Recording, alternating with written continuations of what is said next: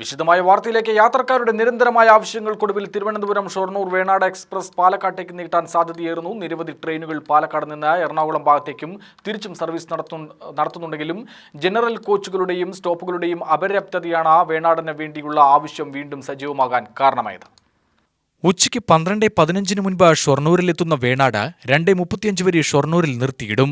ഈ സമയം നിലമ്പൂരിലേക്കും കോഴിക്കോടേക്കും സർവീസ് ദീർഘിപ്പിക്കണമെന്ന ആവശ്യം ആദ്യം റെയിൽവേയെ അറിയിച്ചെങ്കിലും റെയിൽവേ തള്ളിക്കളയുകയായിരുന്നു. നിലമ്പൂരിൽ ക്രോസിംഗ് സ്റ്റേഷൻ ഉയരുന്നുണ്ടെങ്കിലും സിംഗിൾ ലൈനിൽ ഓപ്പറേഷൻ അത്ര സുഗമമല്ല എന്നാണ് വിലയിരുത്തൽ. 22 കോച്ചുകളെ ഉൾക്കൊള്ളിക്കാനുള്ള പ്ലാറ്റ്ഫോമിലെ സാങ്കേതിക തടസ്സങ്ങൾക്ക് പുറമെ സമയക്രമത്തിൽ സാരമായ മാറ്റവും അരനൂറ്റാണ്ടിലേറെ സർവീസ് പാരമ്പര്യമുള്ള വേണാടിലെ സ്ഥിര യാത്രക്കാർക്ക് പ്രതികൂലമാവും. ഇത് വലിയ തോതിലുള്ള പ്രതിഷേധങ്ങൾക്ക് കാരണമാകുമെന്നും റെയിൽവേ വൃത്തങ്ങൾ വിലയിരുത്തുന്നു.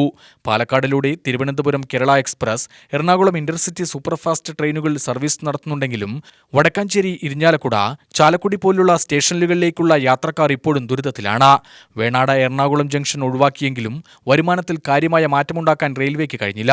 പാലക്കാട് എക്സ്റ്റൻഷൻ ഈ അവസ്ഥയ്ക്ക് മാറ്റം കൊണ്ടുവരാൻ കഴിയുമോ എന്നും പരിശോധിക്കുന്നുണ്ട്. ദക്ഷിണ റെയിൽവേ ജനറൽ മാനേജർക്കും കേന്ദ്ര റെയിൽവേ മന്ത്രിക്കും വിവിധ സംഘടനകൾ വഴി നിവേദനം നൽകിയിട്ടുണ്ട്.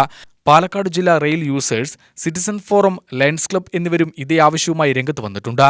പാലക്കാട് റെയിൽവേ ഡിവിഷണൽ മാനേജർ വിളിച്ച യോഗത്തിലും വേണാടിന്റെ എക്സ്റ്റൻഷൻ ആവശ്യപ്പെട്ടിരുന്നു. UTV news, Palakkad.